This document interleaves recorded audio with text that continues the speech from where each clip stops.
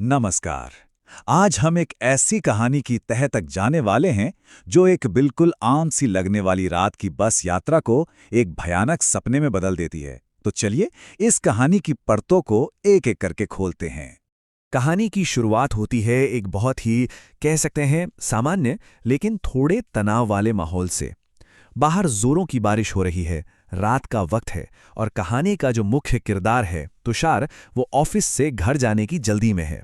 तो ये है तुषार। ऑफिस में दिन बहुत लंबा था और अब वो बुरी तरह थक चुका है। बारिश ने उसे वैसे ही लेट कर दिया है और अब वो बस किसी तरह बस पकड़ने के लिए गीली सड़कों पर भागे जा रहा है। वो दौड़ता है और बिल्कुल आखिरी पल में जब बस चलने ही वाली थी, वो किसी न किसी तरह बस में चढ़ ही जाता है। हाँफ रहा है बेचारा, पर उसे इस बात की राहत है कि चलो, रात की आखिरी बस तो नहीं छूटी।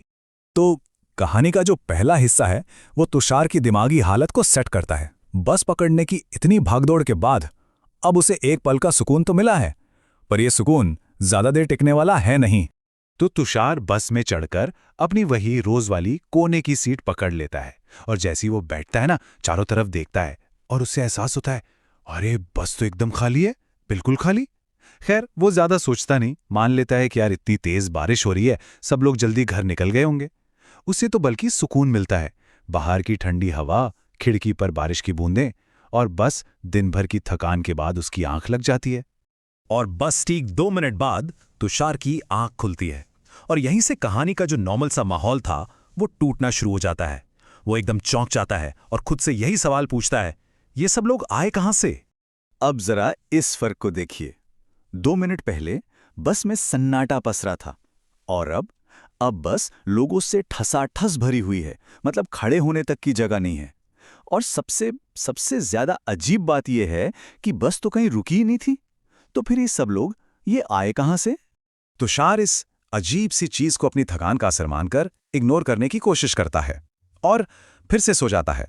लेकिन जब उसकी आंख दोबारा खुलती है तो उसे एक और झटका लगता है। बस एक बार फिर पूरी तरह से खाली थी। वो भीड़, वो लोग, सब के सब गायब थे। तो अब हम कहानी के उस हिस्से में आ गए हैं जहां वो एक बेचैनी वाली फीलिंग अब सीधे सीधे अलौकिक चेतावनियों में बदलने वाली है। मतलब अब तक जो हो रहा था वो बस अजीब था, लेकिन अब जो होगा वो डरावना है। तुषार इन्हीं सब ख्यालों में डूबा था कि अचानक उसे बीड़ी की एक बहुत तीखी गंध आती है, और ये गंध एक नए किरदार के आने का सिग्नल है जो कहानी में एक बहुत ही रहस्यमयी मोड़ लेकर आने वाला है। तुषार मुड़कर देखता है तो उसकी बगल वाली सीट पर एक बूढ़ा आदमी बैठा बीड़ी पी रहा है। तुषार उससे बस के खाली होने और फिर अचानक भर जाने की अजीब घटना के बारे में पूछता है तो वो बूढ़ा आदमी ये रोंगटे खड़े कर देने वाली बात कहता है। ये पहली सीधी चेतावनी है कि तुषार किसी आम बस में नहीं बैठा है। अपनी बात में और दम भरने के लिए वो बूढ़ा आदमी तुषार को अपनी एक पुरानी डरावनी कहानी सुनाता है। वो बताता है कि कैसे 1 साल पहले इसी बस में उसे एक परछाई जैसा आदमी मिला था जिसकी आंखें बिल्कुल खाली थीं, और वो परछाई उसके कान के पास आकर धीरे से फुसफुसाई थी, तू यहां नहीं होना चाहिए। लेकिन जैसा कि अक्सर होता है, तुषार कोई लॉजिकल वजह ढूंढने की कोशिश करता है। वो बूढ़े आदमी की बातों को बस एक कहानी मानकर टाल देता है। वो खुद को यकीन दिलाता है कि अरे नहीं, ये सब मेरी थकान और इस बारिश वाले मौसम की वजह से हो रहा है। अब कहानी अपने क्लाइमैक्स की तरफ बढ़ रही है। बूढ़े आदमी की बातों को अनसुना करके तुषार फिर से सो जाता है, लेकिन इस बार जब वो जागता है तो उसका सामना उस रात के सबसे भयानक मंजर से होता है। अब देखिए यहां पर टेंशन कैसे बिल्ड होता है। तुषार की आंख खुलती है, वो देखता है बूढ़ा आदमी तो जा चुका है।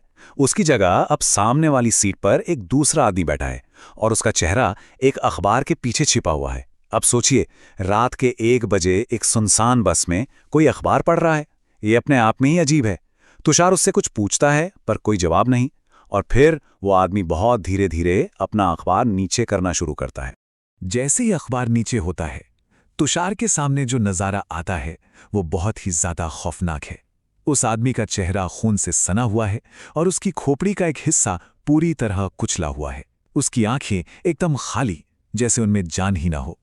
इस भयानक मंजर को देखकर तुषार की जो चीख निकलती है वो पूरी बस के सन्नाटे में गूंज जाती है।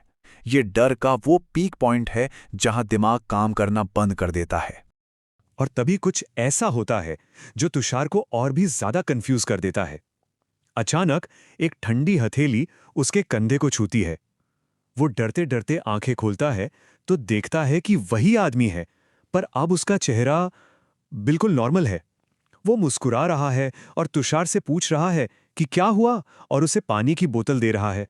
इससे पहले कि तुषार कुछ भी समझ पाता, वो आदमी बस के गेट की तरफ जाता है और एक अजीब सी चेतावनी देकर चलती बस से छलांग लगा देता है। बाहर से किसी चीज के टकराने और चीखने की जोरदार आवाज आती है।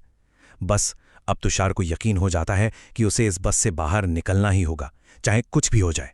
अगले ही स्टॉप पर तुषार बस से कूदकर बाहर आ जाता है। वो बारिश में भीगता हुआ वहीं खड़ा रह जाता है और बस को अपनी आंखों के सामने से गुजरते हुए देखता है। और ठीक यहीं कहानी का सबसे भयानक सच उसके सामने आता है। तुषार अपनी आंखों से जो देखता है वो किसी बुरे सपने से भी बदतर है। जिस बस में वो इतनी देर से सफर कर रहा था, वो असल में एक जली हुई टूटी फूटी बस का मलबा थी। और बस के अंदर बैठे यात्री वो सब मरे हुए लोग थे, जिनके चेहरों पर एक अजीब सी खामोश मुस्कान थी। और खिड़की से वही बूढ़ा आदमी और अखबार वाला शख्स उसे घूर रहे थे। और आखिर में तुषार को यह भयानक एहसास होता है, वो पूरी यात्रा के दौरान एक प्रेतवादित बस में मरे हुए लोगों के साथ अकेला जिंदा इंसान था। वो कहानी का अंत हमें इसी एक सवाल के साथ छोड़ जाता है।